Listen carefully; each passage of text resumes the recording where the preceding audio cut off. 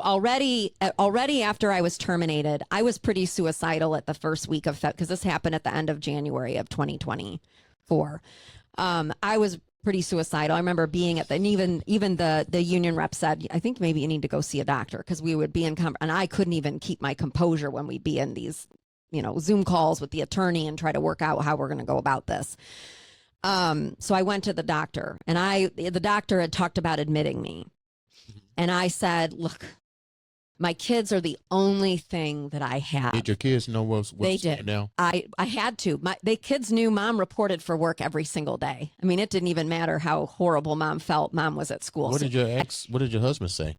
All this shit is now out, so to speak. I think he, honestly, I don't know, but I feel as if there was some sort of gloat, like, well, see, I guess I'm not the only unemployed one in the house. There's parts of me that almost feel like he felt better about me suffering. Part of that could have also been him thinking, well, shit, now we don't have any money coming in, right? I don't know. But I mean, we weren't speaking much before, and I certainly didn't have much to say to him after that.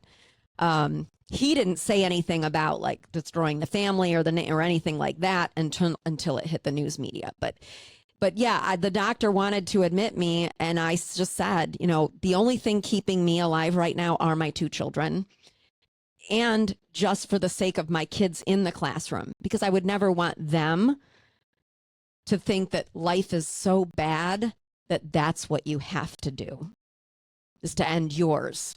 And that's going to make it all better, because it isn't. And my kids were traumatized enough by learning what Mom did, seeing that Mom was broken because she left a job that she loved, where she was for nearly 3 decades. This was going to traumatize them more. Killing myself would have just been just another level of trauma for them to endure. So I told her, I said, don't admit me. I'll be good. Because I'm continuing to live for the sake of my children and to show like my students. Because I always would tell my students, you can do hard things. You can. Life is never so bad that you have to do that unthinkable. So it was bad, and you did do the unthinkable. That's unthinkable, but obviously I don't think that you can. I don't think you can equate taking your own life with doing what I did. So you can't come back from taking your own life. You can come back from doing what I did. And that's what I'm doing. Yeah, I'm coming back. Yeah. But yeah, so the news broke 2 months, almost 2 months after that. And when the news contacted me, I begged and pleaded for them not to run the story. And then even my daughter returning home from school. Why did they run the story? It would seem like that you would have some type of right to say, please don't do this. Believe me, I talked to people. I reached out to some people in the legal world to say, hey, is there something? And it all happened so fast. And so even my daughter pleading with the anchor on the phone, begging her not to run, please don't run this story. I said, please don't run. My daughter's in a neighboring school. She's dealt with enough trauma already. Kids are already talking in her school about things. Now you're going to put this out there and make it so much worse. So we tried on a phone call, and she just said, thank you. And an hour later, the story aired.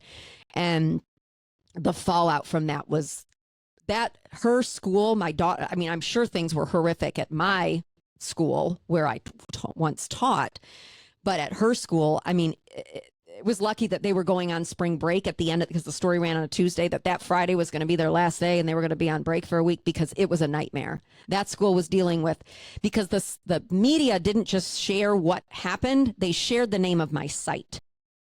And once that was put out there in that local news story, everybody was flocking to it.